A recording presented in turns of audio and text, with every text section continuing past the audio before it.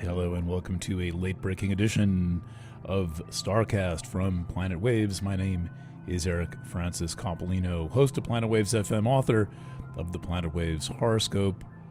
Welcome to our edition for Monday, the 9th of August 2021. By the way, the monthly horoscope is out and available slightly late this month. I am officially in laid-back mode. If you're interested in finding that, just look above. If you're on the planetwaves.net website, that is, and click on monthly horoscope. To all others from far away from or just discovering the Planet Waves community, welcome.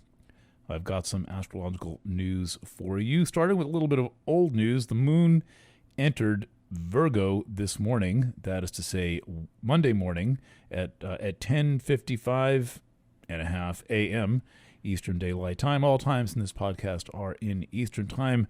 The moon in Virgo, the sign of the Virgin. All people born under the sign Virgo are virgins, or at least they started that way.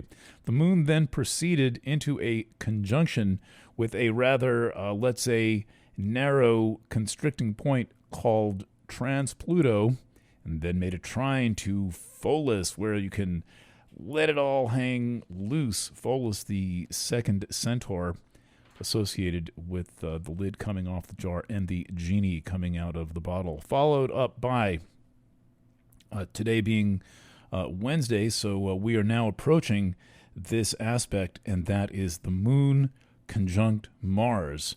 The moon is conjunct Mars in Virgo. That's an exact conjunction at 11:42 p.m., a little bit before midnight Eastern Time. And the moon and Mars are both square the lunar nodes. So the lunar nodes are this thing in the chart that's like a orientation point.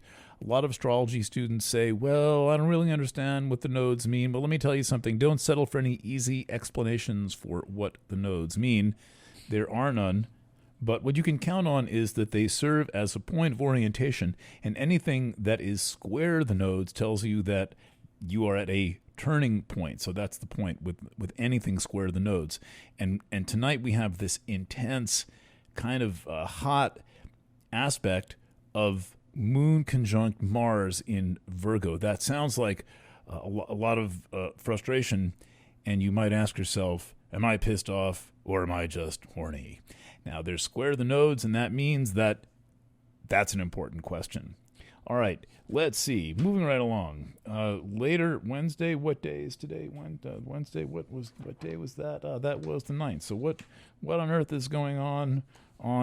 Well, let me tell you what's going on Tuesday. The moon moves out of its conjunction to Mars and continues to move through the sign Virgo, where it makes a bunch of aspects to things that are in the early degrees of their signs. That includes Saturn in sort of like early mid Aquarius, 9.5 degrees of Aquarius. So that is suggesting that what you might be thinking about overnight, Monday to Tuesday, is ways to tune up your schedule, tune up your plans, tune up the structure of things. Don't obsess over this. Moon's in Virgo, you might be obsessing over it, especially doing, depending on what you did with the big question from the night before. But the presence of Saturn in combination with the moon is one of those things that's always good for business. Moon Saturn equals good for business. Remember that.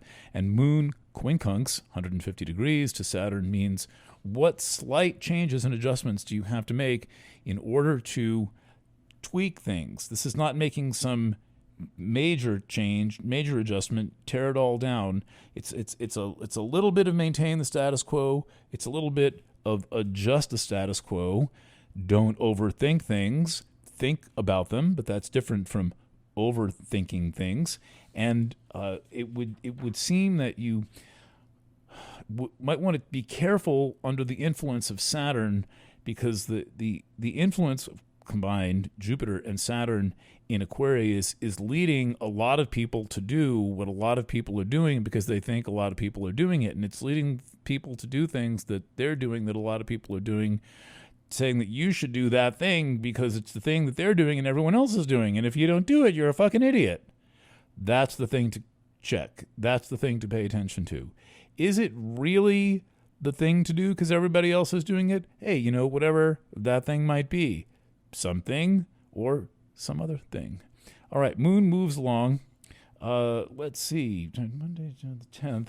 I'm not seeing a lot of big activity for the 10th, except for that thing about the moon making the quincunx to Saturn that I just mentioned. Our next whistle stop, as I like to say, is when the moon makes a conjunction to the lovey-dovey planet Venus. Venus is at 24 Virgo. Venus is in late Virgo. Venus in Virgo can have a self-esteem, let's say, question. It's not quite sure if it's, speaking in the feminine sense, not quite sure it's attractive enough, not quite sure it's intelligent enough, not quite sure if it's this, not quite sure if it's that. It can be perfectionistic. And Venus likes to relax. And so this is the Venus that might benefit from a bath or something like that. Speaking of getting in the water, overnight or very early morning, 24, this really counts for overnight, more like Eastern time, 2 a.m., 3 a.m., the moon forms an opposition to Neptune. So this is applying all day on Tuesday. That's the thing to remember. The moon is applying, meaning it's approaching an opposition aspect to Neptune. And the thing about moon-Neptune contacts is that you might never be sure what's true while they're happening, which means the things that are true might not seem true. Things that aren't true might seem true. And so it's important to not snap to any judgments about what's going on, but more the feeling is one of being a bit bogged down or a bit like in kind of, marshy, boggy kind of state of mind where it's difficult to commit and difficult to focus. Fortunately, this is going on late at night, but it may be one of those nights where you can't really get up and do things, so you can't really fall asleep, but, take it easy and remember that this aspect will pass, and it does do so, it looks like, at about 2 a.m., though the moon is kind of in the range of Neptune for much of the day on Wednesday. And so this moon conjunct Venus takes place Wednesday at 6:15 in the morning Eastern time. That's shortly after the moon opposition to Neptune. And then a little bit later, about an hour later, the moon forms a trine to Pluto. Right around the same time, it forms a quincunx to Eris. So what all that adds up to is a restless feeling of the Virgo moon, which is restless as it is, making all these aspects to outer planets. Those outer planets include Eris, Neptune, Pluto, but it's the moon conjunct Venus. Venus and the moon want to think about ordinary, worldly things. So I would say keep your mind out of abstract mode if you can do that with all this Virgo going on, and stick to creature comfort, stick to your preferences. If you feel like reading, read something that you want to read rather than something that you think you should read, like catching up on the latest pandemic news in the Wall Street Journal. Maybe you want to pick up one of your favorite books and see what some of your favorite old characters from back in the day are doing. Okay, so the moon moves through this extremely complicated situation, basically overnight, Tuesday into Wednesday morning, and for those people who can't get enough complication, this will be an absolutely perfect night into the morning. Okay, then the moon gets done with all that stuff, and it enters, after making an aspect to Jupiter, which may make things seem much more significant than they actually are. The moon goes void, of course, very briefly, only for about 4 hours, starting at about noon, and then enters Libra at 4:07 p.m. Eastern Daylight Time on Wednesday. Libra is the original sign of chill the fuck out. So this is a good time to just, okay, finally, what was I so concerned about? What was I mentally obsessing over for nearly 48 hours and not giving myself a break? I can't even remember what the hell all that was. Why was I so worried? So remember that, because since I'm an astrologer, I can see the future, and I can see you at about 4 or 5 o'clock on Wednesday saying, why was I so, what was all that angst? Why was I so uptight? So remember that on Monday night and Tuesday and overnight Tuesday, and for that matter, all day Wednesday, while you have a chance.